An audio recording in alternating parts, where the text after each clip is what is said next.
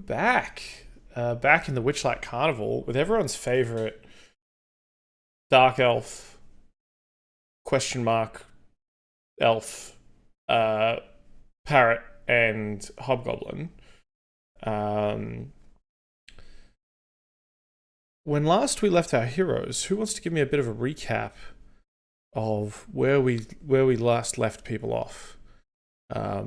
Cait, you just took a huge swig of Red Bull. It sounds like you're ready to go. The whole. All right. Fuck, my mind always goes blank when you ask me questions. I swear. Yeah.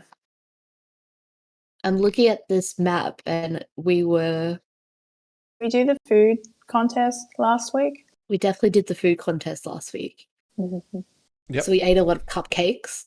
Technically died from custard. Yeah, we did the cupcakes. We did custard damage. Yeah.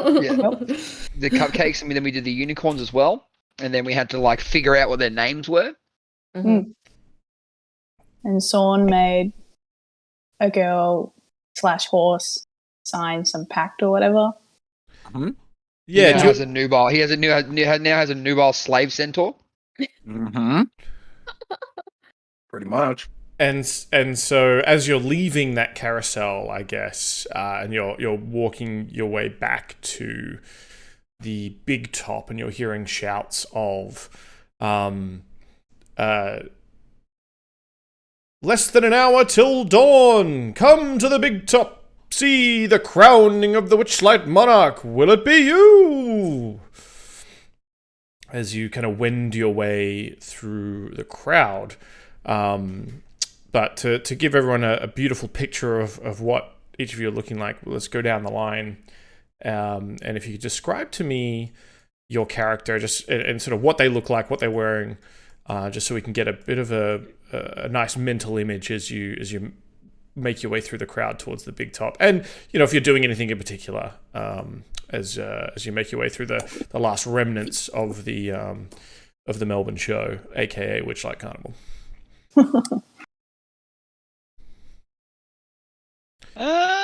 Who's gonna go first? Is there a crowd? Is there a crowd forming around us?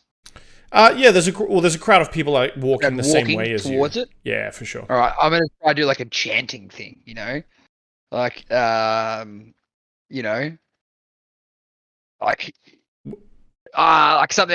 chanting something about the Witchlight Monarch. Okay. Yeah. Well, what's the chant? What are you starting up? I think what it might be. And do you want to describe to me, seeing as you've opted to go first, do you want to describe to us all what Pauly looks like, just to refresh our memories? Oh, yeah. It's been a whole week. Pauly is an Aarakocran swashbuckler. Essentially just a massive parrot pirate. So big rainbow, assortment of feathers all along him. Tricorn on his head. And a nice long pirate trench coat with some epaulets on that. He's got a flintlock pistol that he likes to call the Boomkree because he had no idea what a pistol was when he first got this bad boy, and it kind of looked like that. And a rapier attached to his head, belt. Very good. Pauly's pretty crazy in general. He is ever the parrot. And what kind of chant is he starting up here in the heart? Thinking Ooga Chaga, Witchlight Monarch. Brilliant. I really couldn't think of anything. I was trying to. Yeah. Pauly would have known what to say, but Timmy is not up to speed. No, that's the beauty of D&D. Well, we'll continue on to Pauly's right, or to our right, Pauly's left, is everyone's favorite Yama, the Immovable Mountain. What do we see when we look at Yama? What's his deal? Well, a bright red hobgoblin for one, which I'm sure possibly stands out among the crowd. Mm-hmm. He's pretty average height for if you think of a human male. But he's very broad, and he's wearing a big heavy armor that makes him look even broader in a very Japanese martial arts style. You can tell he served in the military. His posture, demeanor. He has a very stoic face, but he is absolutely taking in everything around them with wonder. And yeah, he's definitely enjoyed himself in this carnival. So, and possibly you might see a bit of like custard still on his outfit, I'm sure. Yeah. Now, does he have a beard? Does he have sort of a greyish kind of beard going on? Do we see, a little bit of custard or some pie crumbs in the beard still? Yeah, he's a flavor saver. Definitely a bit of facial hair going on. I like to think he keeps it very neat and trimmed, but yeah. Excellent. Yeah. Now, from memory as well, he has two swords. One sort of more katana-like weapon, one more big one. So, am I right in imagining one, katana on the hip, big sword on the back, or is it sort of is he fashioned? I was thinking one more on each side. I was thinking more like Zorro, One Piece. He's got like all the swords on one side, and he just kind of goes for whichever one he's feeling. And then he does have another short kind of wakizashi style on his other hip. Yeah. And you can see a few daggers kind of patted around. He's definitely he's ready to go. Yeah, he's weaponed up for sure. Well, I guess we'll see if he's mastered the three sword style. With the mouth. That's right. Going across next, I've got Sorn. As long as he also has finished his cupcakes and custards. What do we see when we see Sorn? See a very friendly-looking dark elf. All of a sudden, you'd be very confused if you were to see it. Anyone that he walks past that he doesn't recognize, he gives him the finger guns, and he's like, "You look fantastic." Just keeps moving his way through. We see now, let's have a look. He has not one, but two flintlock pistols tucked into his shirt like a bandolier. He hasn't quite gotten around to buying a bandolier yet, so he's just stuck them in there. And no other martial weapons of any sort, ever. You don't see anything. But he looks really friendly and in a great mood. But every so often he just gives really angry eyes at the stupid bird walking next to him. Excellent. And changing colors slowly through the spectrum from memory. Yes. So going from dark elf to light elf to ultraviolet elf. Technicolor elf. Technicolor, yeah. Pauly and his Technicolor Dream Elf, I think. I remember that play in high school. No, that's brilliant. And then, Katie, could you please describe the immense force that is Karu? Okay, so Karu is an elf ? He has elf-like features, but his skin is like a semi-translucent blue, and he has two long tentacle appendages that come out from his shoulders, and he's currently wrapped them around his neck, so they kind of look like one of those big oversized scarves. So from a distance, just looks like he's wearing a really big scarf, but every now and again it wiggles, and that's just freaky. He has a long black mohawk that has a streak of grey through it. He has giant yellow eyes, and he has a fishiness quality to him. He has the cutlass, which is I think the only weapon he's really carrying at the moment, just strapped to his side. And he is currently on their way to the big top. He has found a very one of the goblin workers, I'm going to say, had a tiny little pallet cart. So just a flat piece of wood with some wheels on it. And Karu stole it, snapped the handle off it so that it looks like a rudimentary skateboard. And he is currently trying to do all sorts of stupid tricks up against any surface he can find. Because he can't do any parkour because there's no big enough structures. So he's found something else to entertain himself. Very cool. Actually, give me an acrobatics check. I want an acrobatics check right now just to see how cool these tricks are. Yeah, he's never done this before. He just had the idea. I don't think anyone has. I mean, you might be Marty McFly inventing skateboarding right now. Yes, did all right. I think so. So what kind of cool skate tricks are you doing, Karu? He definitely does the hippie skate Yes. move. I've been watching a lot of skateboarding. He does a roast beat. He does an ollie. He does a couple of 50-50s on, like, if he finds a bar, he's just like draping across it. Lots of kick flips. He has no idea how he's doing it. The every now and again the appendage might uncurl itself to like catch it. Yeah. Like catch the front of the board and drop it back down again. Yeah, he has found his thing. Yeah, you see a panda humanoid, like a pandaran, like a bearkin from Pandaland, who just rolls up next to you and he's like, "Ha! Do a kickflip!" And you just And Karu's just like, yeah. He's like, "Skip the loop, yeah!" And then you just keep going. Yeah, exactly. Yes, Jack Black is now canon in my universe. That's it. Yeah, and as we go away from the Pandaland, it's just like every time I do another trick, just in the background, just fade in the background, I just hear, "Whoa, yeah!" as I'm leaving. This is not the greatest kickflip in the world, no. And you sort of wend your way into the big top with everyone else, and you see people shuffling in, getting seats. Now, whereabouts do you try and sort of seat yourselves in the big top? I don't sit immediately. I go to the top of the stairs and proceed to do tricks down the staircase on my new skateboard. Yeah. Until eventually I get told off. Yeah, Burley turns up, everyone's favorite bugbear with a pumpkin helmet on.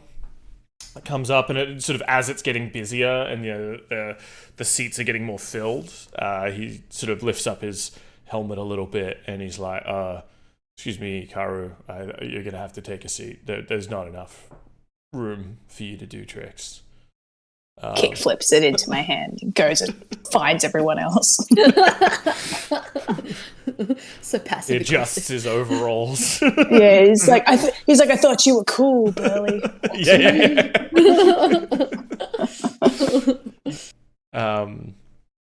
Very cool. All right. Are there kids behind us? Well, it depends. Are you sitting in the front row? Are you sitting like where are you trying to get a seat? I don't know, guys. Do you want to sit in the front row? Definitely. Yep. Yeah, we're sitting in the front row. Are there kids behind us?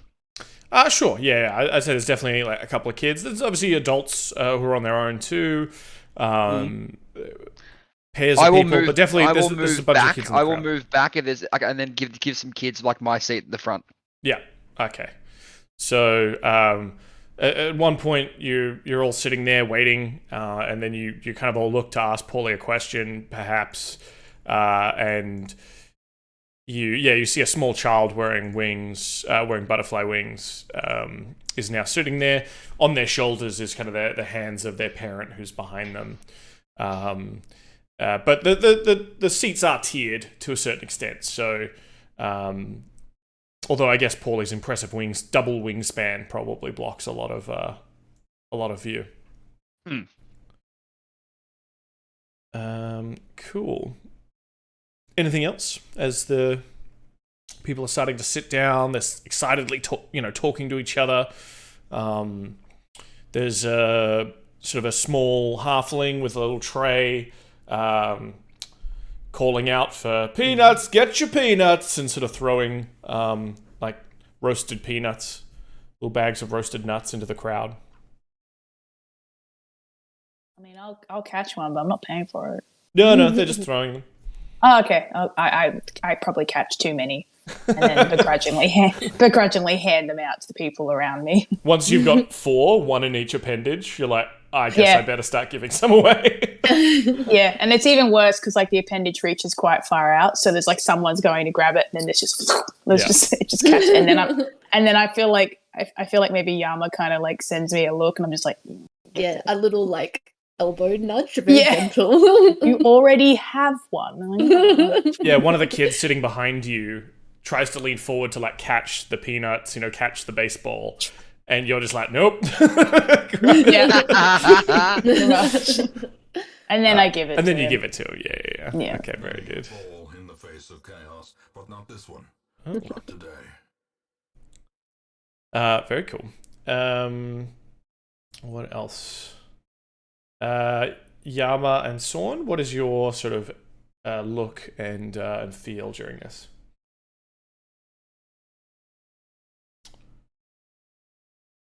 I think Yama is just kind of sussing the crowd. He's never really been to anything like this, that's for sure. So he's really just kind of like absorbing, taking it all in. I'm sure he accepts one of Karu's peanuts and he's kind of trialing that out.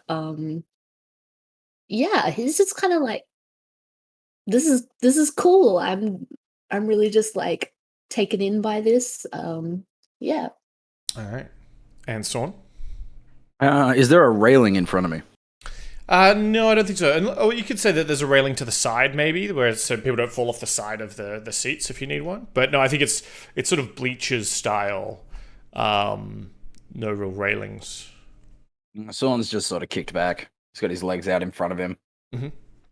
And just arms crossed, sunglasses on. Very good. Dylan. Can I just say that Yama is probably still scouring the crowd for anyone with like a mask and stuff like that? Like he's still very curious about what happened in the mirror house. Absolutely, yeah. Give me a perception check.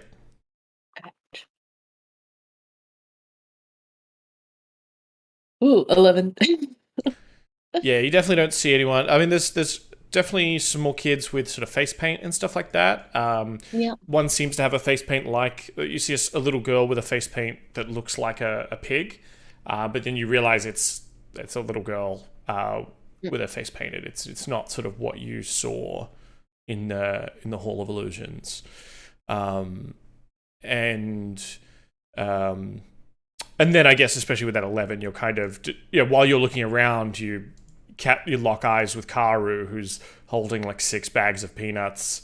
Yeah, all and of this is happening at the same time. And a couple of like almost unhappy children behind him, like they're at that point where they're not sure if they want to cry yet. They're kind of like teetering on the edge. I feel like I can hear the parents like placating them as well. Like, don't worry, we'll wait until he comes around again. Yeah. Yes, very good.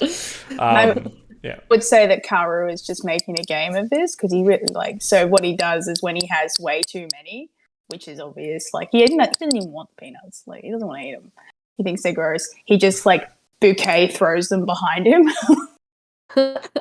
Pauly will try and catch one of these bouquet thrown peanut like sacks.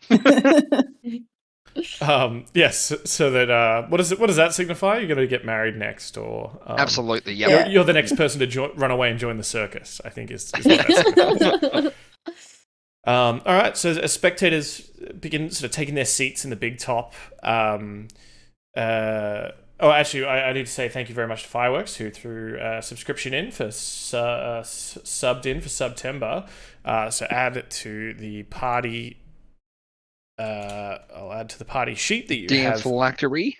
The DM phylactery's gone up, and also I will add to the La Floridita that you have another advantage up your sleeve. Hell yeah! The phylactery is almost halfway full, or it is halfway full. That's right. Remember what happened last time the phylactery filled up? But it was interesting. A golden ship appeared, and there was an army general or somebody on top. That's right. Yeah, you got boarded by the Carnate. Seems so long ago now. All right. It's all bled. It feels like a year ago at this point, and maybe it was. Maybe you're in the Fae and you've been gone for a long time. So there's sort of people are taking their seats, and a hush begins to go over the crowd as Dear La Garoon, the Displacer Beast, if you all remember, that looks like this. Yes. So cool. Comes in, its tentacles strapped back to sort of give structure to giant butterfly wings on its back. Leads the displacer beast escorts Mr. Witch, the ringmaster top hat, wearing sort of grey elven man from the sort of staff area into the center of the big top. You have a look around, you see the one of the clowns, if you remember one of the clowns that you met, who he wasn't sort of a super happy chappy, sort of stays off to the side. But he looks so happy though. He looks incredibly happy. And Mr. Witch sort of comes in, and he comes in and sort of as he gestures out, the crowd goes silent, and he says, "We have returned after 8 long years to this plane, and it did not disappoint. You who have come here to the Witchlight Carnival, how you brought magic and beauty from your world into this one. We are honored to have shared our plane with you for these past 8 hours. We have something to give in return, and I will pass the stage to Mr. Light, who will choose the next Witchlight Monarch." And there's a bit of like a ooh, ah, as Pauly cheers. He's like, woo! Mr. Witch opens up sort of a box that he's holding and lifts out a crown of golden butterflies from the hat box. And as he pulls it out, even sort of these little golden butterflies like flutter away from it and then sort of sparkle into nothingness as they kind of get away from the crown itself. And a lot of people are sort of like, "Ooh, yeah!" Like people are cheering and so on.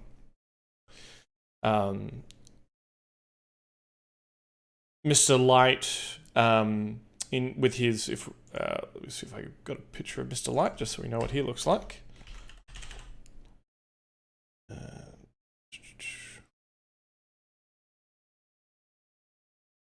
we go. Comes out with his light vein, or the Witchlight vein, and starts spinning it around and says, "Step inside our tent. Once the fun's begun, you'll wonder where all the time went. Is this your first visit?" And he points up to people in the crowd. "It's your lucky day. Adventure awaits within, so come on and play. Here's a winged displacer beast. Do all as I say. A map to there and back again, and a scroll for Conjure Fey.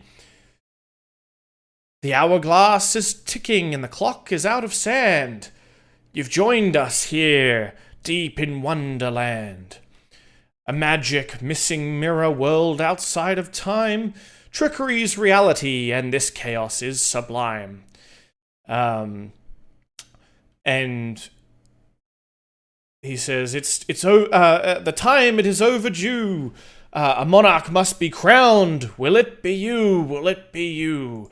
And the sort of golden light starts emanating out from his from the Witchlight vein and starts sort of making its way in sort of a trail around the over the heads of each of you, and the other spectators. And starts sort of circling around while everyone's kind of looking up, watching the golden light spiral overhead. What are each of you doing during this time? Yama's Sorn eating doesn't- peanuts. I'm oohing and ahhing. And Sorn does not react. He's antagonizing the kids behind him. Very good. I'm just gonna do a quick cheeky check of the poll. as see if things have moved in the last few minutes. Pick a vote. Where are we at? Okay, cool. And that adds that to that. All right, the light starts sort of slowing down and slowing down and slowing down, and it appears to sort of come to a halt above the heads of you three in that front row. And starts sort of spiraling in a smaller circle over the three of you. Someone actually looks up at this point. And the light kind of reflects off your sunglasses, Sorn, as it seems to be spiraling ever closer, until it settles down upon Yama's head. Yeah. And Someone goes back to just looking down. Like, The crowd cheers and erupts in clapping, applause, as the golden butterfly crown in Mr. Witch's hands sort of fades away. The butterflies lift off, follow the light over to you, Yama, and begin resting down upon your head, creating a crown of golden butterflies where they stop moving and form a solid golden ring around resting atop your head. What is your expression, or what are you doing during this time? I think he puts his peanuts down very cautiously next to him so as to not spill any, and just kind of really slowly looks at Karu really wide-eyed. But he just kind of looks at everyone around him and maybe gives a bow. Can I you imagine Karu and Pauly just going bonkers right now around Fucking you. A. We're both just Absolutely. Absolutely. In D&D Beyond, Cait, Yeah. can you please add the Witchlight Monarch crown to your inventory, please? Oh, cool.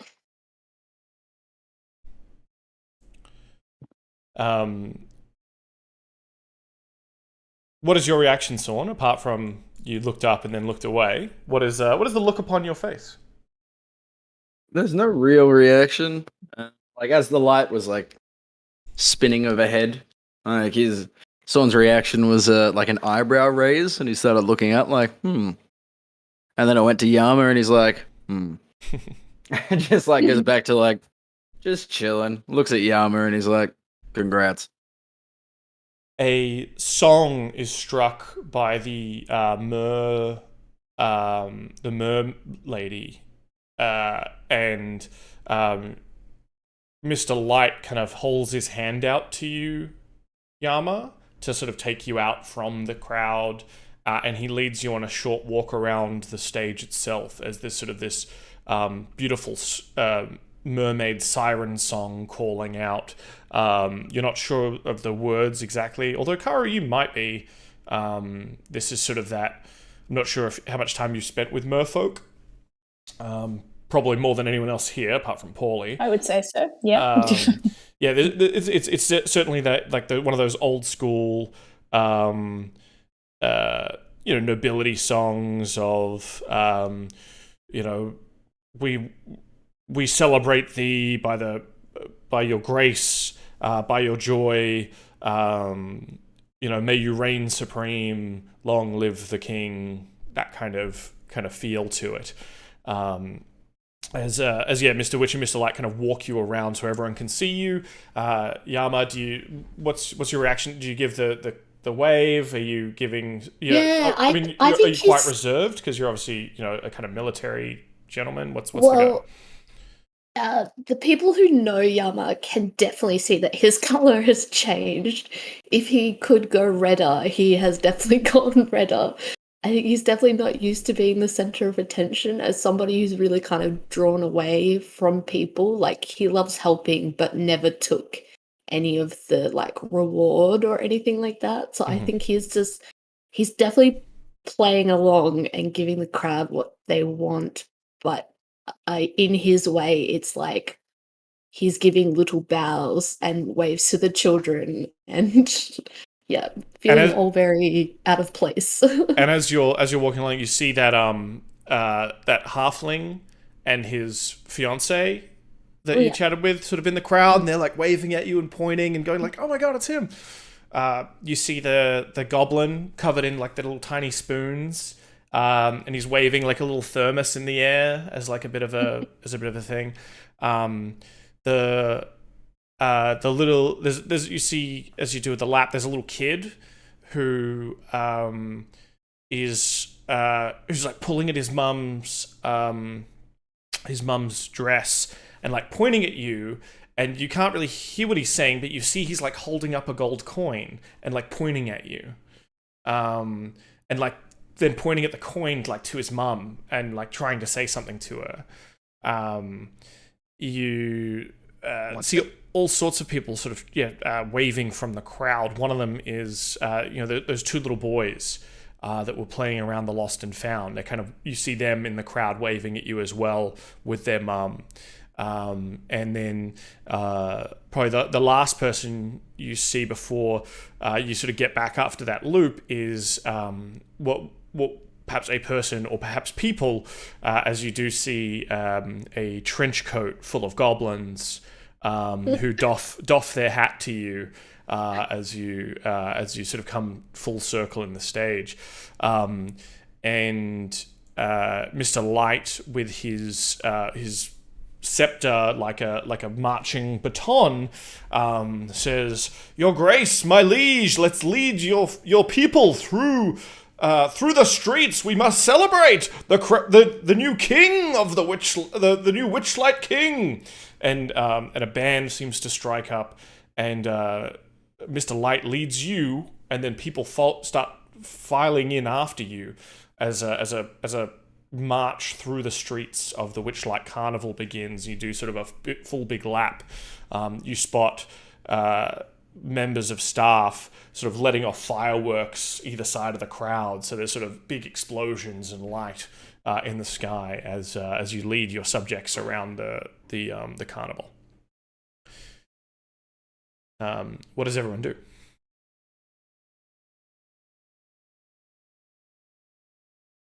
I'm definitely just like following Yama, like cheering along the whole time. Someone's just gonna do like a slow golf clap.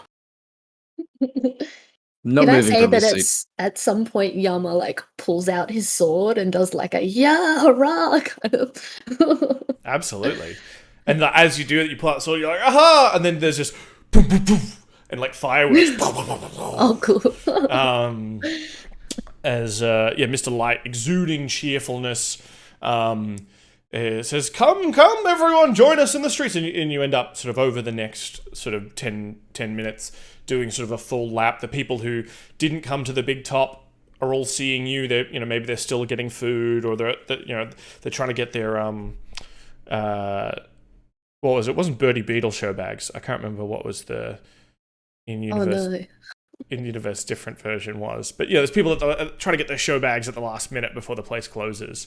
And people start sort of tearing away. They follow the march for as long as they can, but then some kids getting tired and things like that. The crowds start to dissipate somewhat until eventually Mr. Light leads you back to the big top itself, and with a much smaller crowd, and kind of people come in and start doing their final cheering, clapping, before milling about and starting to look at their pocket watches and figuring out should I try and beat the traffic? Is it too late? Do I what's the next train?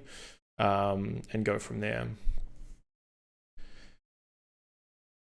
So you know that as the Witchlight Monarch, whilst you have this crown, you can choose to sprout a pair of beautiful butterfly wings as an action. God, yes.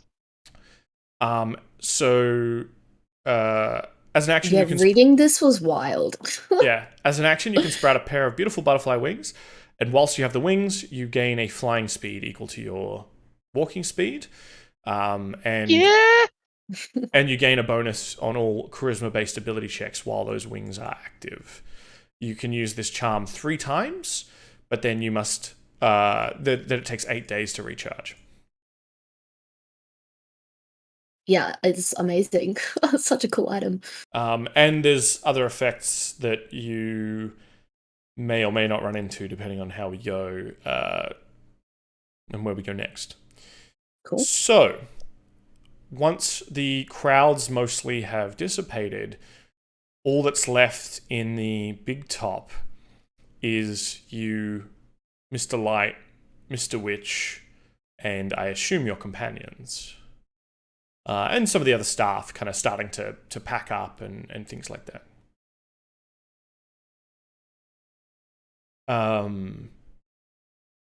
Mr. Witch addresses you in a hushed tone. Or you as in, I guess, the group, if you're all close together. No, I'm not. I'm skating around the top of the thing. I'll join you. I'll stand with Yama still. Yeah. I'll move over. Once everyone else is left, I'll move over to join the group. He says, Your Grace, in sort of a respectful, maybe there's sort of a little bit of a quirky inflection there.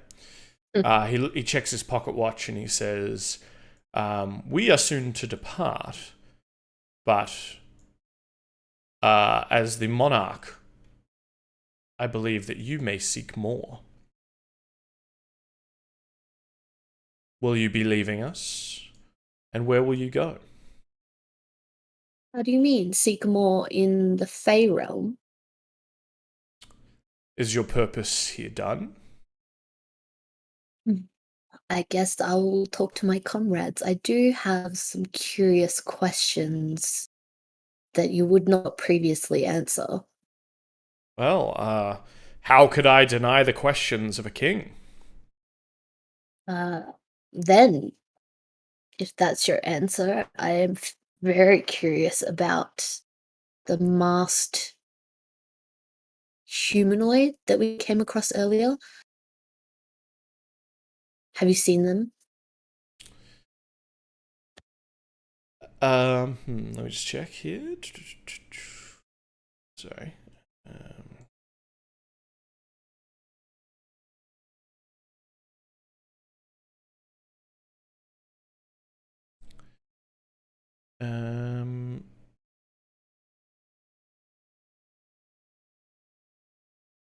Yeah. He says the masked one.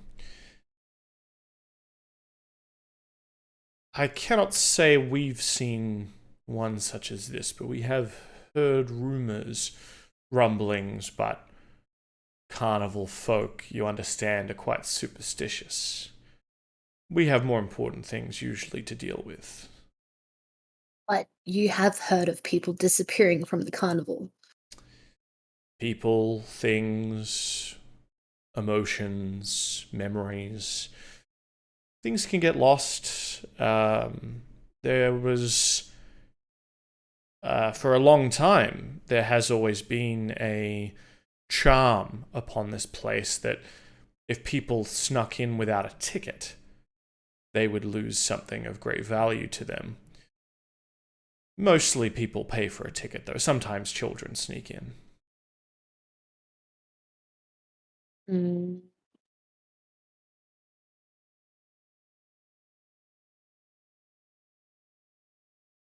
you have any way of finding those lost things? Is the Displacer Beast of help here, or? We can, as the monarch, we can tell you. I can tell you that we have a way to get to Prismere. If you seek something, perhaps it's better you take it up with the Palace of Heart's Desire itself. Sorn will react immediately to this and be like, yeah, that sounds like a good idea. And then go back to being quiet. Yeah, I think Yama is going to look sharply at Sorn when the desire is mentioned, because you've already mentioned, right, that you're looking for desire. Mm-hmm. So he's just going to say to him, we do seek desire, people of my party. So how do we find such a place? Well, they are our patron, and as such, of course, we have a way to go to their realm. It is not an easy journey, but we can take you there. Would we need to leave now? In the next few minutes, yes, because we are packing up the carnival and we will be back in 8 years. So we would have no way to find you if we didn't leave with you now. Or no way to get back. Yeah. Well, know that it is a one-way journey. We can send you, but you'll have to find your own way back anyway. Then I cannot make the decision for my friends. Perhaps we need a few moments, unless you have any other questions for them, my comrades. I can get us back, I believe. I will say that this is a terrible idea. We have a mission we have to get done. The ship is still waiting for us. Yeah. A lot of things. We've got like beasts just like hanging. Yeah, in the forest at the moment. Pauly puts his captain hat on and goes, I understand you want to go, Sorn, but right now you got to think of the ship that you are a quartermaster of. We are in the Fae. We are going to a different plane. Time does not travel the same way. I understand that, but I just believe, I mean, if we can get there another way, we should do that. We should finish the mission we're on. I don't believe we can. I believe this is our way there. I don't believe that you can get us back, to be honest. And someone's going to use a couple of, about a minute to give a quick breakdown of where he's currently at and his current patron. Yeah, well, why don't you tell us that? Because, I mean, the last these guys saw you, you fell from the sky, killed a bunch of goblins, and then decided not to have tea. I don't think they're up to date with what Sorn has been up to. So why don't you tell us in character, if you can, what does Sorn tell them?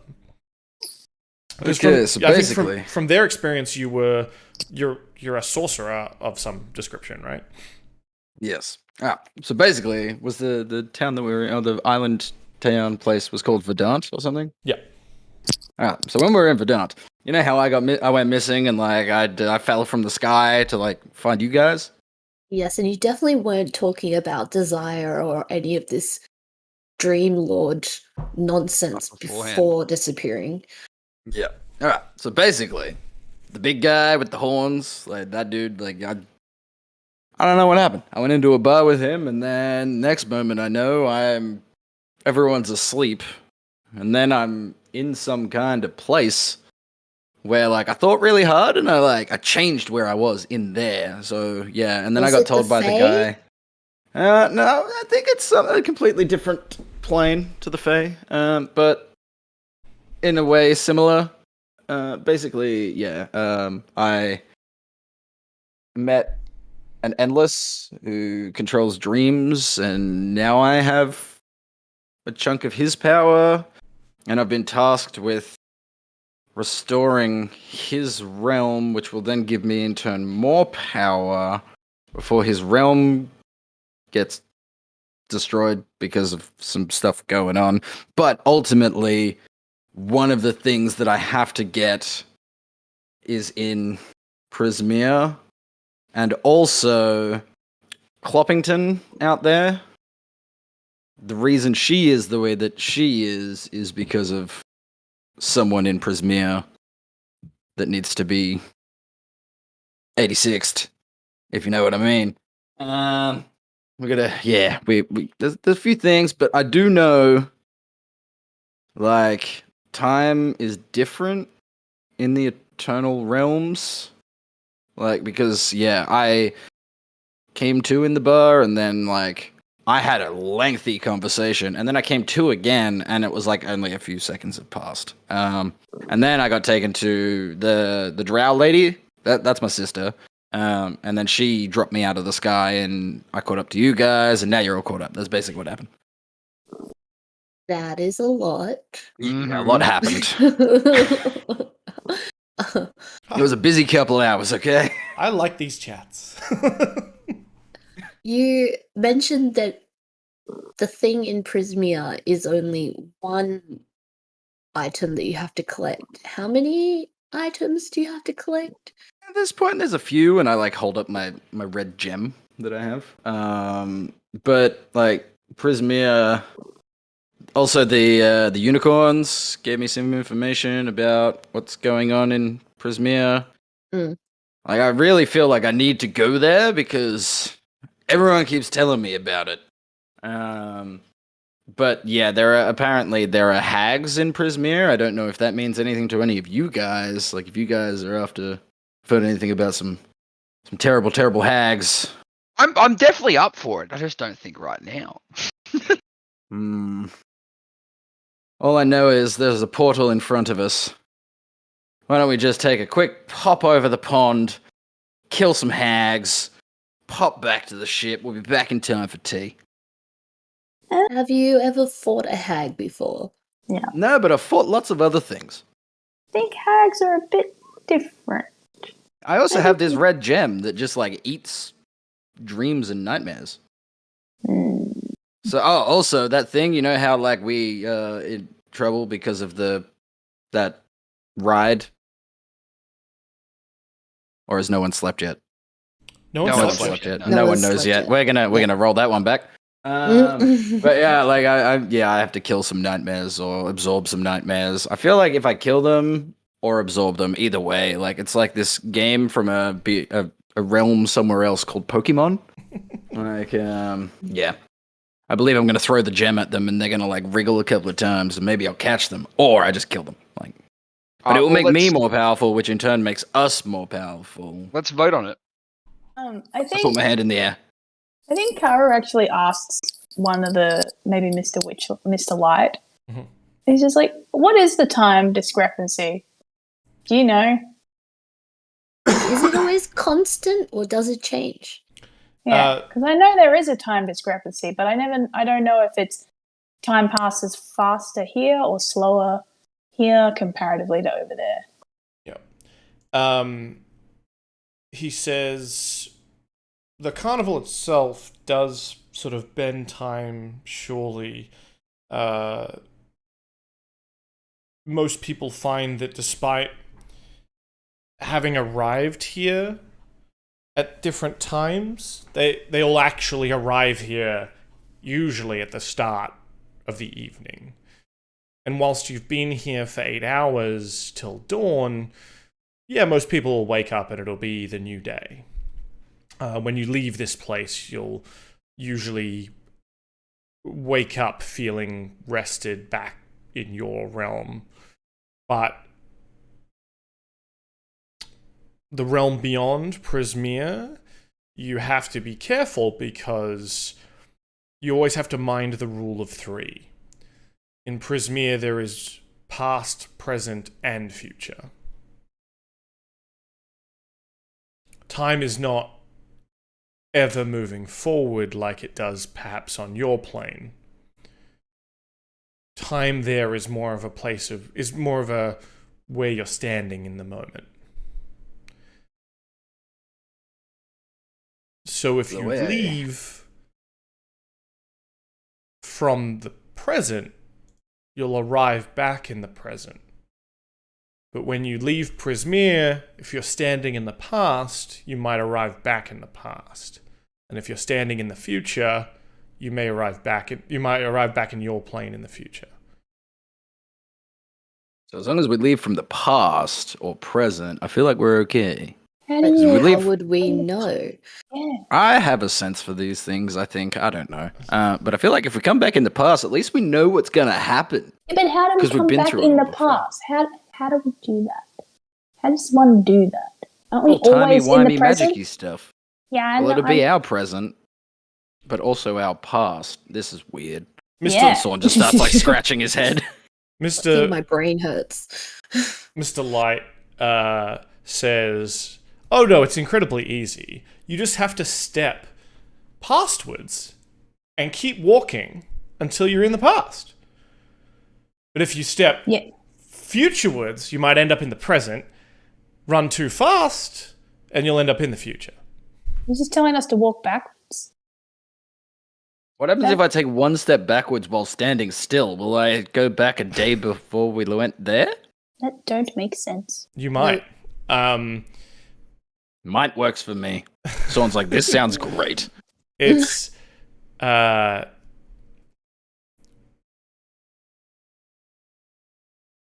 it's difficult if you've never been there before. It is certainly difficult to describe. Just like if you were to, if I were to tell you to walk Widdershins or Turnwise, or take a step in the direction of Delight. I guess words fail at a point. You just, if you know, you know.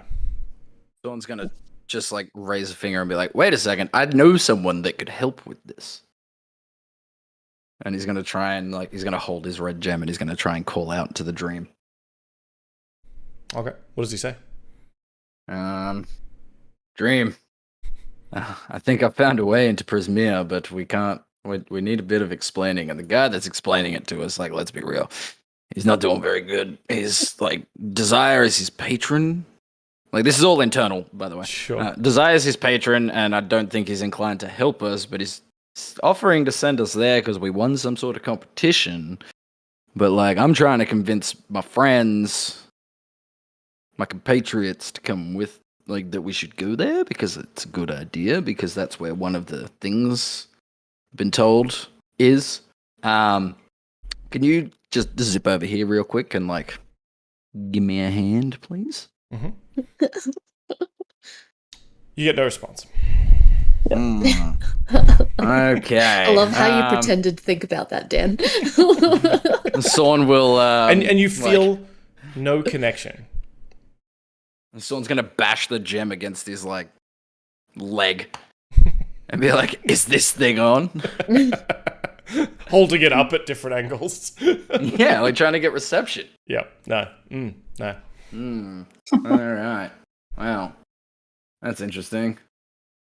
Well, I feel like I tried, guys. I feel like the captain doesn't want to go. But Look, we have a vote. Yeah, I'm all for the vote. If you guys want to go, we can go. But I don't want to go.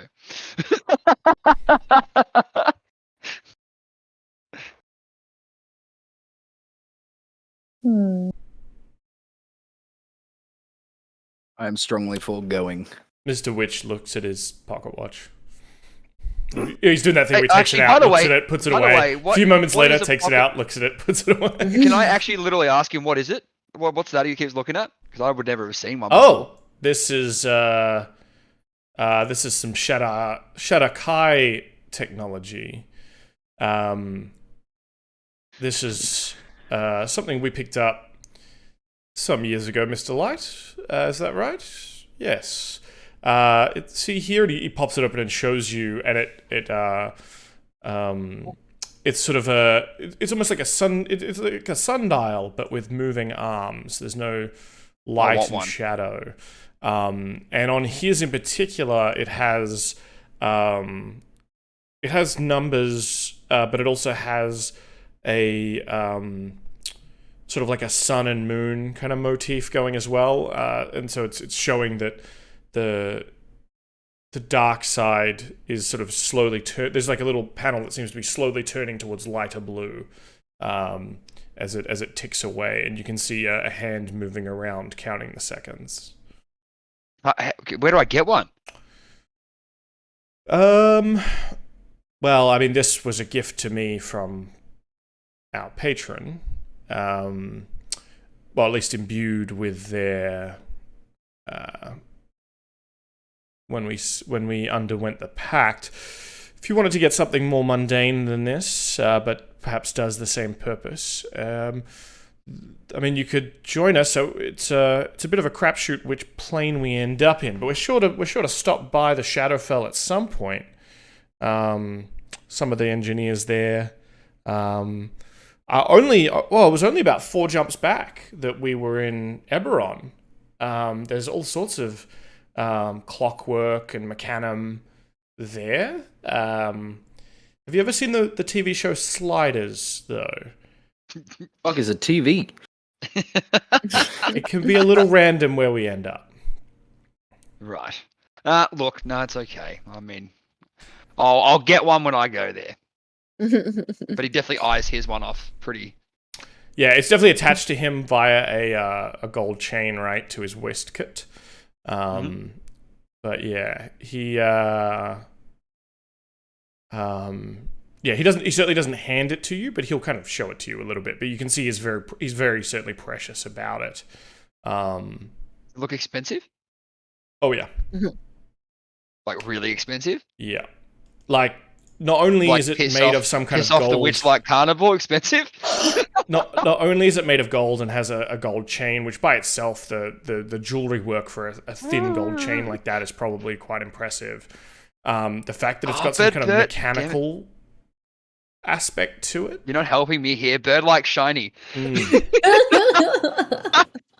Oh, I know. All right. Okay. All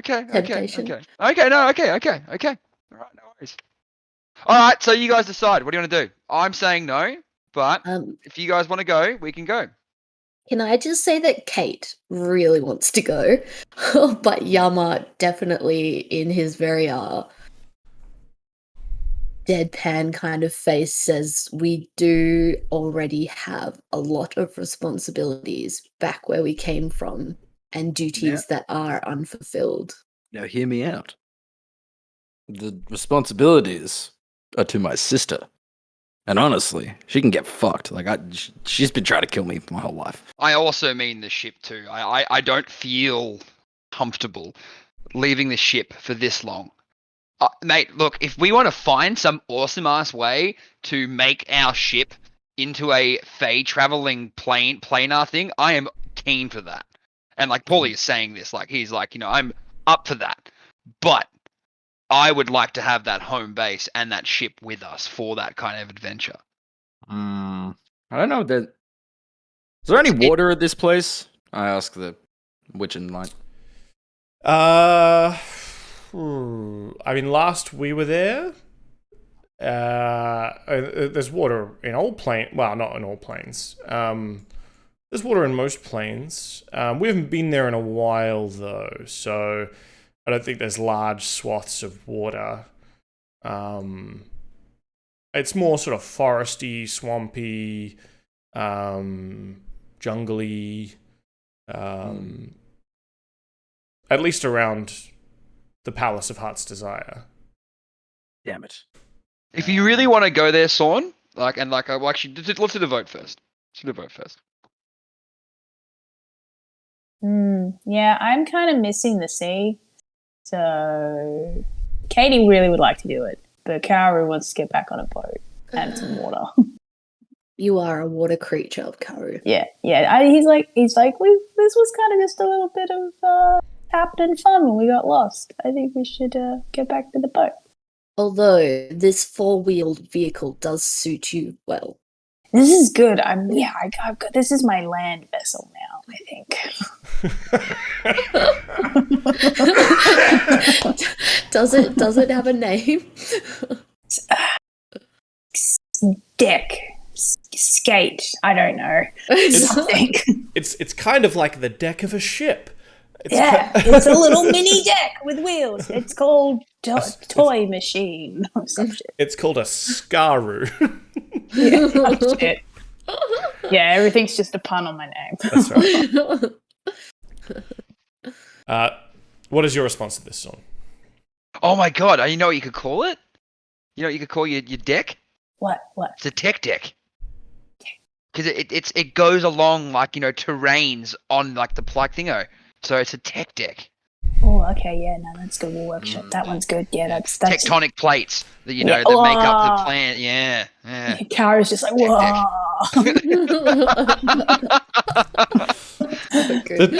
The party seems to have gotten sidetracked from their great decision. Sorn's just standing there gesturing at the portal, and it's like, look, I understand if you guys don't want to go. So I will say, just for our mental image, the portal that I'm showing you in that picture is not in front of you right now. They have offered to take you to a portal. Right, I am gesturing at Witch and Light. Yeah. I understand if you guys do not want to traverse into a new plane. We are in the Fae, and Prismea is not of the Fae. It's a weird, endless kind of place, if it's anything like the Dreaming. If you don't want to go, that is fine. I will find another way in. That is what I'm saying. Let us find another But in way in. saying that, if I do not do my duty to my patron, I am stuck as I am. So I'm happy to find a new way in, but I would like to have it at least somewhere close to a priority. If that makes sense. Yeah, absolutely. I can't avoid this responsibility for long. We can absolutely do that. I am all, like, Pauly is all for that. Also, I made Cloppington sign a soul pact with but they're going to see us on the ship anyway. That's if they come with us. And if I don't do that at my earliest convenience, bad things could happen, because it was a Fae pact, technically. And yeah, I didn't think that through. Neither did she. So yeah, look, I could explode. I could get stronger. I could turn into a centaur. Please give me ideas. Yeah. I don't. Just sees Dan like scribbling down vigorously. I hear that pen on paper, Dan. Keep going. Yeah, keep going. Yeah, I don't know what could happen if I don't fill my duty. Even though... So what was the exact wording? She would tell you everything she knew about her... She would give me everything she knew. She would give you everything she knew about her experience in getting to this place. And I would endeavor to help her return to her normal state at your earliest convenience. I didn't say at my earliest convenience. I did say I would endeavor to help her. Yeah. Okay. Yeah, essentially you would return her to her normal state, I think was kind of the language. I never said I'd do it straight away, so I do have some time. Sure. But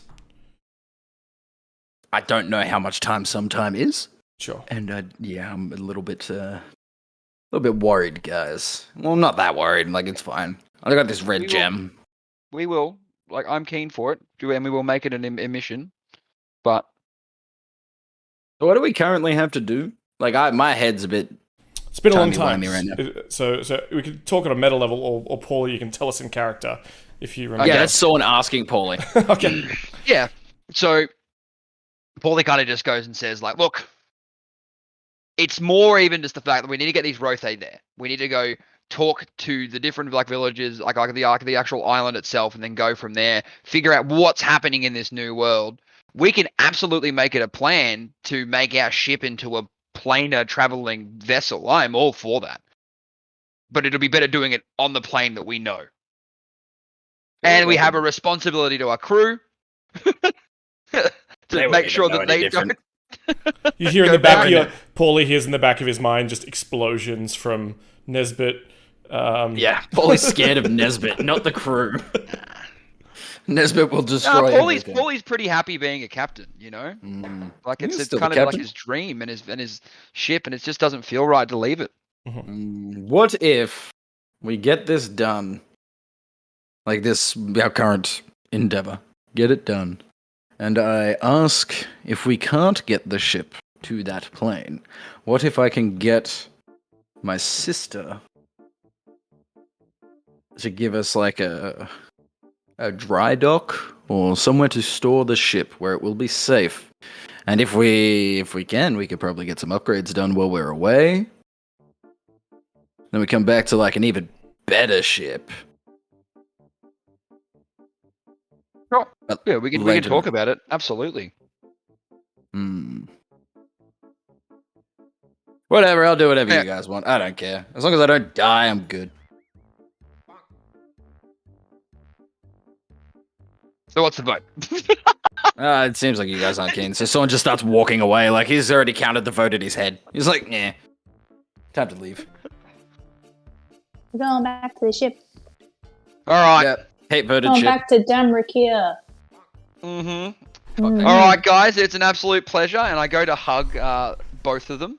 So I'm going to go hug Light first and give him a really big bear hug. Yeah. And then I'm going to hug Mr. Witch. And while I'm doing that, I'm going to try and take his pocket watch. Oh. Can I say that Karu is trying to pull some tricks in an effort to distract Mr. Witch? Okay. I'm gonna I'll pretend to I'll be like, all right, Pauly, let's go, and I'm going to what do you call it? My brain guidance. I'm gonna guidance him. Okay. All right. What are you using to cut the chain, or how are you planning to lift this thing? It's going to be it's obviously going to be a sleight of hand check. However, let me just pull up. What I'm going to do, right? Yep. Because I thought about this too. I have the chronolometer. So I'm going to try and do a swap. Oh. Okay. Yeah, because I think this would be fucking funny. And Yeah, I was 'cause like, the shit, do I have chronometer anything? is similar, right? But it's not an opening Yeah. pocket watch, but it's a thing you press a button on. Yeah. That's exactly it, yeah. So I'm going to try and disconnect the chain and attach the chronometer instead. Okay. Just do like a. So what I'm gonna do is I'm gonna go for the bear hug first, give him a big pat on the back, and then go to shake his hand with my other hand on his chest where it's attached, and then try and fiddle it. Yeah. And Karu, you mentioned you're trying to get his attention. What are you doing to get his attention? I am doing a terrible job at tricks. I'm intentionally flubbing it on the set of stairs across from in Mr. Witch's eye in an attempt to distract him. And so, Pauly, you've gone up and you've hugged Mr. Light in his lithe frame, and then you've gone over and given the big hug. The wings, I assume, sort of covering eye lines and so on. Let me roll a perception check for Mr. Light, and then I'll tell you what you're going to need to beat. Where are we here?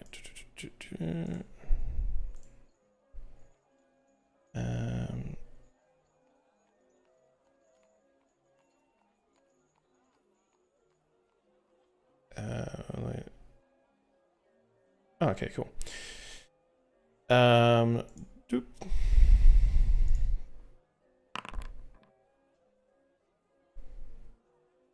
Okay, can you roll with advantage for me and with guidance? Your sleight of hand check. If this fucks up, can I use an inspiration, guys? I'll tell you now before you roll. Yep. You're going to need to beat a 14. Okay. You got this. Yeah, you'll be fine. You got guidance.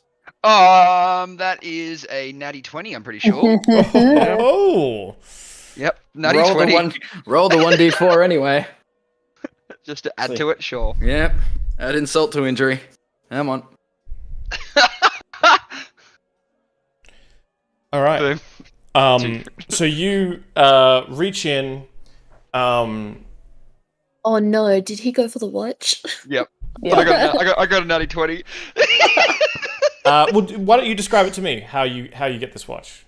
Yeah, so like I said, I like what you said about so go give Light a big bear hug, kind of lift him up, kind of squeeze him a little bit, shake him around, and then I'm expecting Mr. Witch not being about that kind of stuff, so kind of dodge out of the way of the hug, but I'm like, nah, and then just go in for the massive bear hug, wings go around him as well, and then I shake his hand on the other one, and I'm gonna twist it around and then take it off and then put the chronometer on there instead.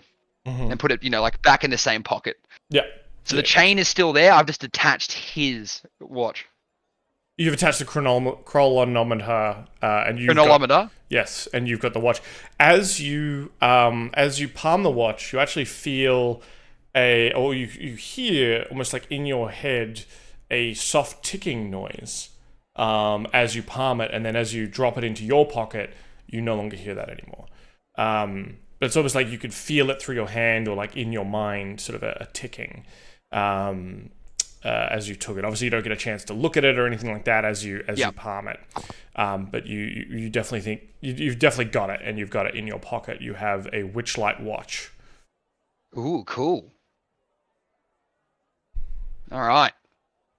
Well, I think that's when Pauly goes, all right, well, it was a pleasure meeting both of you. Have a good one. It was really, really nice. And he just starts like doing like finger guns on his way outside of the big top. I think. Can I like roll a perception to see whether I noticed? 1 second. Yeah, it's gonna have to be good though. He did roll the equivalent of a 27. Natty 20, 27. Oh no, it's a 3. Oh wait, I got a 19. You got 24. I mean, I would say, whilst you don't see him take anything, you certainly saw him maybe rummage or get his hands close. But we'll leave it up to you to decide whether you notice or what, right? Whether you take that as suspicious. Pauly was trying to grab every aspect of this gentleman, whether it's just for a very enthusiastic hug. Who knows? Do you want to? Is it? Do you need to make the item for the watch, or is it just, do I just write watch in my notes? I'll just write it in your notes for now. I do have properties for it, but we will see. We'll see how far you get. Mm-hmm. All right. Oh, Jesus, that sounds very ominous. Okay, definitely still doing the finger guns on the way out. Like even as like the last thing you can see of Pauly from if you were looking in from the big top, just this, and then boom. Before we leave, I am going to just ask about the fucking. Oh, no, this is something that I needed to do before we left, regardless. And Pauly acted on his own, so I'm doing it. I'm going to ask about the Witchlight Scepter because I was notified about that, I believe, by one of the unicorns. No, it was by the Swan. That you would need that to open the portal, and I'm going to ask. Is there any way I could borrow that? Do I need to get in there at some point? Or can you just at least let me have a look at it and see if I can understand it in some way? He kind of holds it and looks at it and kind of like, no. This thing picks up every nuance of emotion in the carnival. I don't think you're ready for that kind of... I mean, we can handle it because we grew up in the Shadowfell, so we're more attuned to these kind of things. We've built up a tolerance to this kind of thing. I think the emotions, if you touch the vein, all that emotion at once, it might just kill you. And also, into his head. I kind of just don't want to. I talk into his head. Straight into his head. I'm just gonna be like, I just want to understand it. Need to figure out how to get to Prismere. And he says out loud, yeah, we have a portal, and we can open that portal for you, but it seems like you guys are going. So yeah. I'm gonna look at Yama and just be like, can you give me some help here, please, bud? This guy's being a dick. But I said that I say it out loud. Yeah, he's been replying to you out loud as well. Yeah, no, I'm not talking into Yama's head, though. I'm just I'm blatantly calling this dude a dick in front of his face. I think Yama is going to go for the political tact here and say, now, Sorn, it belongs to the nice man, and he needs it. He's been nothing but generous to us, and... we are going in this direction, and they are going in that direction. Mm. And I think we must leave this for another day. All right, fine. Is he still holding it? I'm not going to try and take it. I just want to say that. Oh, yeah. He's absolutely. So I can see it in his hand? Yeah. All right. Can I see any writing on... actually, no. Can I just make... I want to just... open my mind somewhat and see if I can gather any of the magic from it so I can understand it before I walk away. Sure, give me an Arcana check. As he sort of bows graciously to you, Yama, and says, of course, your majesty. You're as wise as you are handsome. May you reign for 1,000 years, and your graciousness knows no bounds. I think Yama just kind of turns and looks at like Captain Pauly and like raises his eyebrows. Like, are you I'm seeing literally this? giving you finger guns like this. Everyone's getting finger guns right now. I'm trying to give a signal that I've stolen something. I rolled a 14, and I want to try and use my Eyes of the Root Keeper in a way that the Arcana check makes sense. Because they were given to me by an Endless. Yeah, that definitely helps. You don't have, there's no writing on this thing, but it is sort of this butterfly-esque shape at the end of a rod, right? And it does have these sort of gems and weird kind of crystals built into it. And you definitely get a magic-y, endless kind of vibe, but it is of a different flavor than what you're used to. You can definitely tell that this is like the gem gifted to you. It is something of the endless, of the old ones, but it's not connected to your patron. Oh, actually, now that you mention it, does my gem do anything in the presence of the rod? No. Okay. Alright. I'm just gonna fine, whatever. Mr. Witch is the one holding the rod? Mr. Light is holding the rod. Mr. Witch Alright. is currently not checking his pocket watch yet. Okay. Alright. I'm gonna be like, you're a dick. You, love you, you're great. Have a good one, bud. And I'm just gonna turn around and walk away. And he sort of puts his hands up to his lips like, ooh, I'm so shocked, like a mime, when you've called him a dick, and turns to Mr. Witch and he said, did you hear that? Mr. Witch? He said something about my phallus. And then lets out sort of a bit of a chuckle as you walk away. In his mind, yes, you are a giant phallus, as I'm walking away. Sure. And that's it. Someone's not going to interact with them anymore. They don't exist in his mind anymore. Mm-hmm. Karu.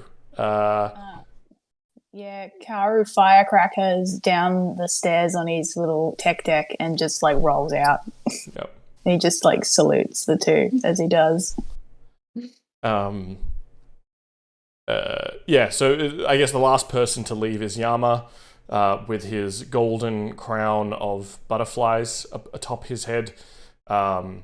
Mr. Witch and Mr. Witch sort of formally, sort of bows slightly to you. Mr. Light very extravagantly lowers his head to sort of overbow at you and says, we are glad you've had an excellent time, your lordship. Please do visit us again in 8 years. Yama just nods to them both individually, and I'm very grateful for your hospitality. We will see you again. Mm-hmm. Goodbye. And you stroll on out of there. Mm-hmm. As you sort of get out, you start walking out of the big top. You start walking out of the out towards the ticket booth. I assume Pauly's kind of sped up a fair bit, doing that kind of fast walk that people do when they Get me out of here. Yeah, when they want to get out of here quickly but want to look nonchalant. And you actually see a couple of staff members. They're all kind of standing around as if waiting for something. Some of them wave to you. The Displacer Beast kind of waves to you. You see he's taken off his butterfly wings. And they're all kind of standing around. There's a couple of people sort of packing up certain things or putting things into the stalls at the last minute. But no one seems to be taking down stalls or anything like that. As we walk through as well, once we eventually get to a point where we see Cloppington, I'm going to be like, you coming with us? she Pauly said, still finger gunning. yeah, I guess you have to. Actually, she probably would have left the carousel by now. Yeah, so you see her, and she says, "Oh, are we going to get my form back?" Not right this moment. We've got a couple of things we've got to take care of, and then we're going to do that. She says, Trivial matters, really. Like, it shouldn't take too long. "Oh, okay. I thought you were gonna do that straight away. Oh, I always do this. I never." To be fair, I was going to, but they outvoted me. But I kind of need their help. Without them, I don't think they're going to be a bit difficult to get into Prismere and all that sort of jazz. But we just got to go drop off some Rothe, have a couple of chats, then we're off to Prismere, bud. It'll be great. We got this. Give me a are you trying to convince her to come, or what are you... Yeah, I'm trying to convince her. Alright, give me a persuasion check. Want to do? Oh, Ooh, jeez. that's pretty good. She sort of looks less crestfallen, I guess, as she kind of looks at you and thinks about what you're saying, and I guess sees maybe over your shoulder Yama and Karu making their way through, and Pauly just finger gunning. Literally, yeah, that's it. Doesn't stop for anything. And she says, "Okay, I guess so. I guess that, but I mean, first chance we get, right?" As soon as they say yes. And I gesture to the finger gunning bird again. She says, "So I should have made a deal with them." No, they aren't capable of making these kinds of deals. They have no reason to go there, to be fair. I have reasoning to go there.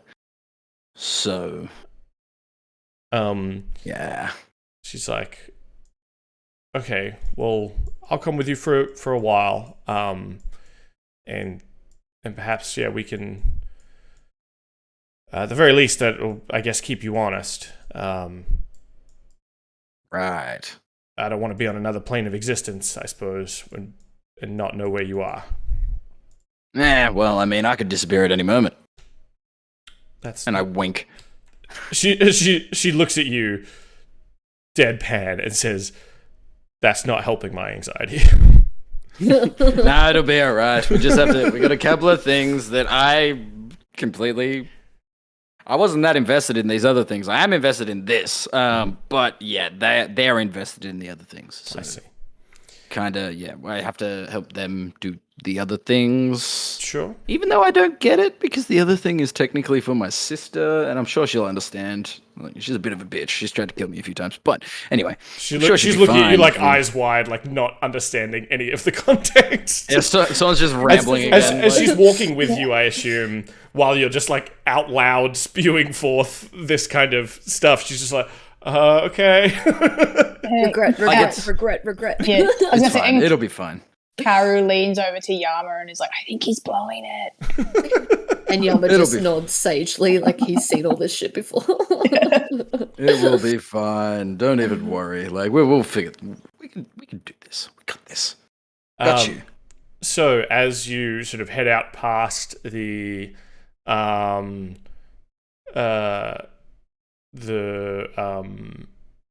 ticket booth and out past the sort of bridge into the Beyond, you start heading out into the fog beyond of the sort of jungle forest. And can I get you all to give me... Actually, no, I don't think you need perception checks. You hear aloud, as you're like passing through into the fog and you're getting out of sight, you hear a... "Where the fuck is my what?" And then you just... Time to go. And you're already deep into the fog. You can't even see inches in front of your face. I'm literally gonna be like, run, run, run, run, run, run, run, run, run. And like Yama's Pauly just gonna. peels it. Like he just fucking peels it. Yeah. Like it's flying like just about like 2 feet above the air. Yeah. You know? Well, and I mean, you dive into the fog. You can kind of see trees or shapes beyond, but you can't see literally inches in front of your face. But even so, you power through. And you can only the others only can sort of follow the sound of flapping wings as you follow Pauly,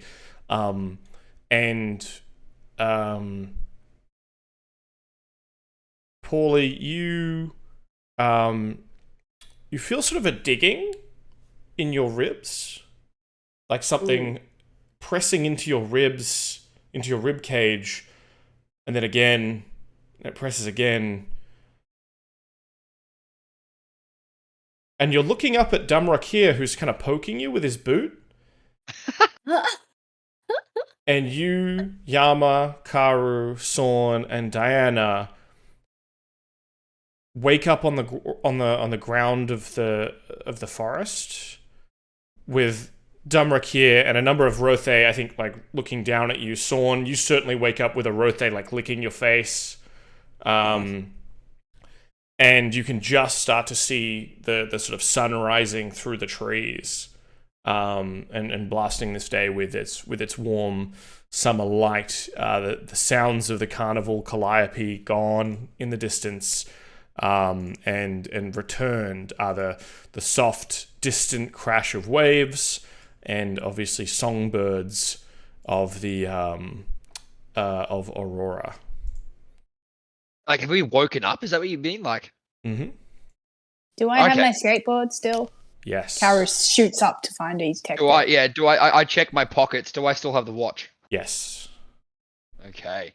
And Yama's hand just goes to his head. As you touch it, you can feel the butterflies there, but they kind of become kind of regular butterflies and start sort of flying away.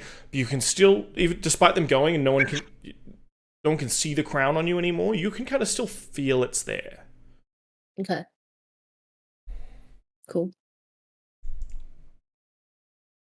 Karu turns to Dumrakir and he's like, "How long will we go on?" He says, "Oh, I walked after when you guys didn't come back. After I rounded up the rest of the Rothe, just like." So over the last couple of minutes, I was walking around the tracks looking for each of you, because I'm a great tracker and smuggler. As you know, I'm Dumrakir. And I found each of you kind of asleep in different parts, and I dragged you all here. How long though? Like, how long since Yama and I left? Oh, since you two left? I mean, you left before, like, around nightfall. I haven't seen you. I mean, it took me all night to find you all and find all and get all the Rothe together. So 8 hours? Trying to gauge time here, Dumrakir. Yeah, I mean, that's how long nights usually are. Oh, okay, thank you, bud. Yeah. Would that mean we had a long rest? You don't feel rested. Damn. You don't feel like you've been asleep this whole time. Like, You time remember the seems last to 8 pass hours. the same. It's just you.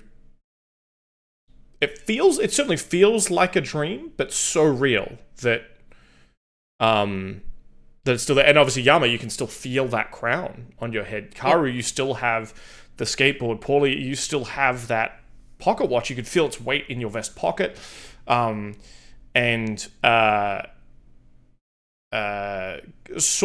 you can sort of see your skin starting to turn back to its regular dark ebony shade. Mm-hmm. And obviously Diana's here. And Diana's there too. Diana Cloppington. Sorry, let me get Diana Cloppington.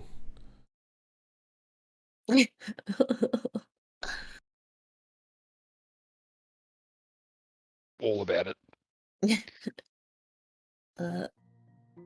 So Yama just like gets up, pushes the grass off himself, wipes the big drool patch from his chin, and he's just like, "So, what were we doing?" That was fun. And then I bring out the watch. Oh, you got the You worst. didn't. You didn't. It was really shiny. Okay, there's a natural instinct for me to steal very shiny things. Yama is just gonna look between Pauly and Sorn and just shake his head like disappointed dad face. I love that I'm not included. It's just always disappointed in Karu. you did good. All right. It's genuinely like my only flaw, like that I wrote in my character sheet when I first started this, is that I steal things that I want. Well, if I have a you chance steal to. things. Sorn insults everybody, and between the both of you, Yama is just disappointed. I guess the other thing that carries over is you're still all wearing the small butterfly wing backpacks, like the little. Oh my Yeah. God, that's the best. And I imagine there's still a bit of custard on Yama and Karu. So Karu actually will go over to the body of water that we're now suddenly in front of again, and like proceed to try to like wash the custard out of his like hair. Sorn, Yeah, cool. Yama will do the same. Yeah. Sorn's little butterfly wings just burn off his back, and I'm gonna burn The packs. rainbow ones? I'm gonna hellish rebuke them away. Brilliant. That's fine. All right, let's. So, I'll do Pauly's thing and then Karu's thing. So Pauly, you take out this ornate pocket watch that was once fastened at the end of a gold chain. You click the top, as you saw Mr. Witch had done many times, and it opens up. It glows with a faint golden light, and you can feel that soft ticking noise in your hands and in your mind. And the face of the watch shows a miniature painting of the Witchlight Carnival, ringed by a tiny henge, orbited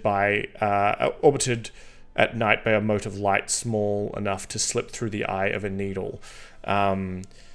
It looks like there's one hand seems to be counting with seconds, one hand seems to be counting sort of, a longer hand that you potentially take to be counting minutes, and a hand that perhaps is counting hours.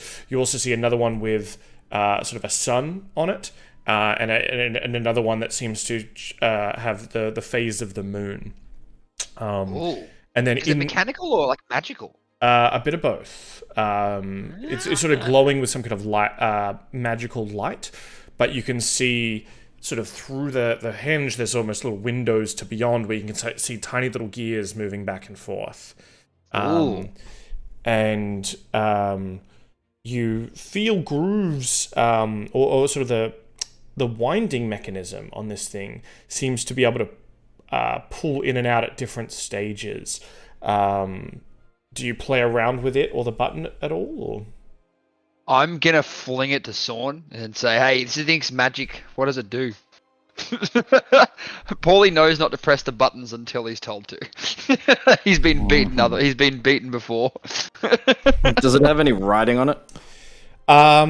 It does. It has sort of ornate scroll work, but not specifically any writing. I don't think. No.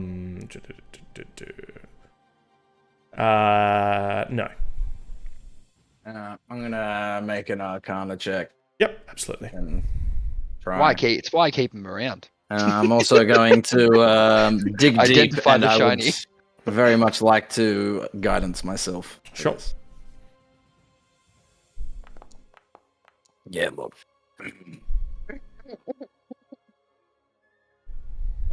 Four on that guidance. That's a 9. Sorn is going to do I get anything from a 9? Yeah, you definitely think that this watch is sort of tied. You definitely get the feel that it's tied to the carnival specifically. It has some other magics behind it that you can't really guess at this point, especially with a 9. But the most prominent feature that seems to stand out and maybe takes a lot of your attention is that it's it is certainly tied specifically to the carnival, whereas compared to the baton that you looked at, the baton was tied to Prismere and perhaps one of the Endless. This is specifically tied to the carnival. if that makes sense. Tell Pauly, just Sorn's just guessing at this point. He goes, I can definitely sense the Witchlight Carnival through this watch. Whether that means that if they were to try, they could figure out exactly where it is and come for it. Or it could help us get back there no matter where it is.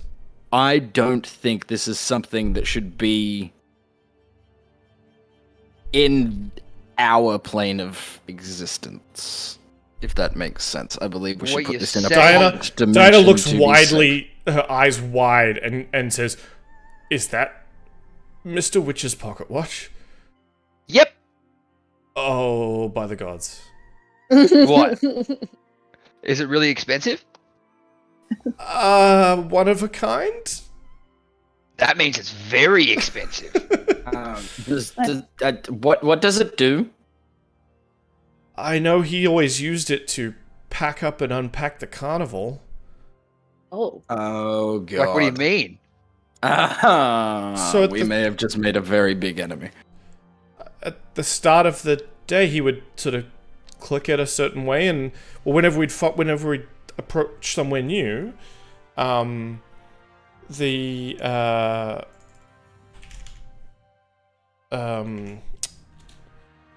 he would sort of we'd all land down, and sorry, I'm just trying to find his name. She knows the name.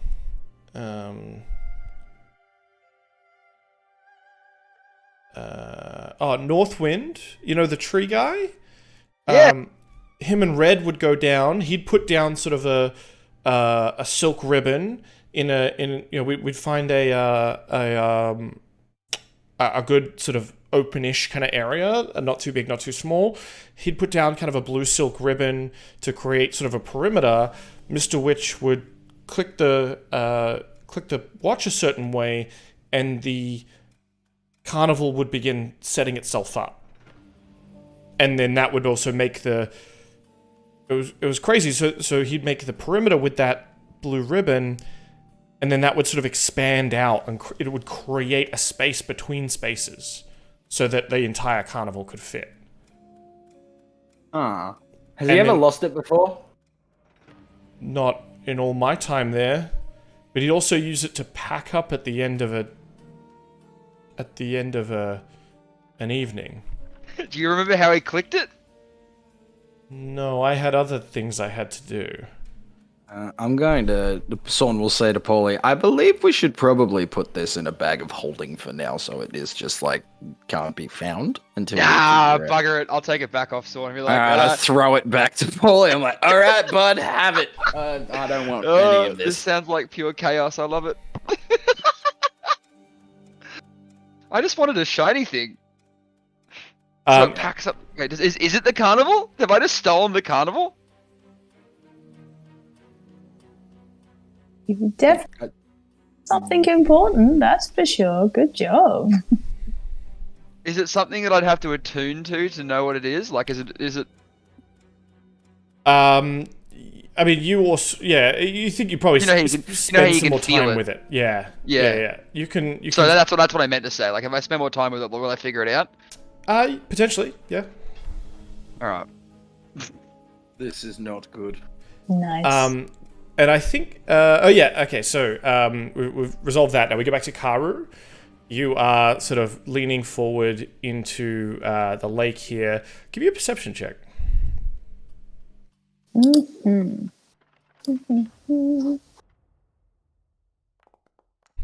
Oh, nice. Wow, okay. Okay. Over the sound of the babbling brook that sort of feeds this sort of little pond that you have walked up to, you look to the north at the source of that water, making sure that it is sort of a clear stream, and you hear, especially with your incredible hearing, the faint sound of someone calling out for help, and perhaps you recognize this sound, maybe you don't. Actually, I think you would recognize this sound. The sound of a throat being slit and the gurgle of attempting to breathe through bubbling blood. What, from the north? From the north. Like, You look up that way to see figures with hammerhead God. shark heads on crab-like bodies. my brethren. But before you can spend too much time thinking about that, a deep shadow, just as you've sort of washed off some of the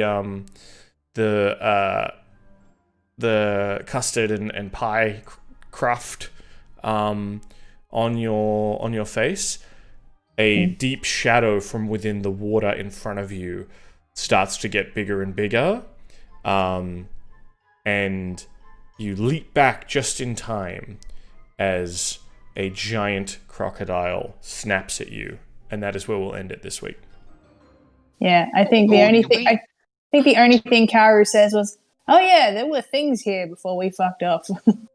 Did we get a long rest in because of the sleep? No, you have not slept because you've been awake all night. However, you do. I will allow you to level up and hit the level 9, I believe. So, That's definitely better. Dope.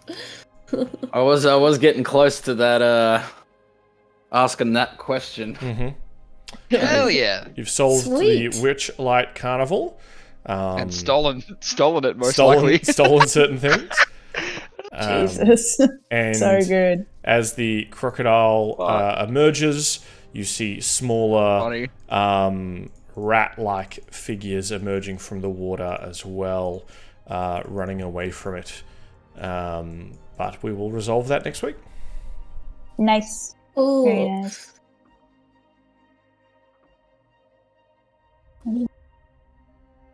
Alrighty. That was fun. Oh, hey, it's Katsu. a wild Katsu appeared. Yep, just in time. I feel like Katsu would absolutely steal a pocket watch as well. 100%, yes. She already has, I'm sure. She's probably got a place in the house that's just full of random things. She does. No, she does. It's under my bed. Oh, okay. Alright, I'm gonna jump off, guys, because Cool. my new modem was delivered sometime while we were Oh, playing. hells yeah. yeah. Gotta get that new internet. Better go find it. And we'll hopefully remember, or I'll remember to put in before I close out the evenings tonight, the inspiration you got from Fireworks as well for subbing. So Hey. thank you again for that. And we'll catch you all next week. Thank you. Hell yeah! Bye bye. Cool. Cheers.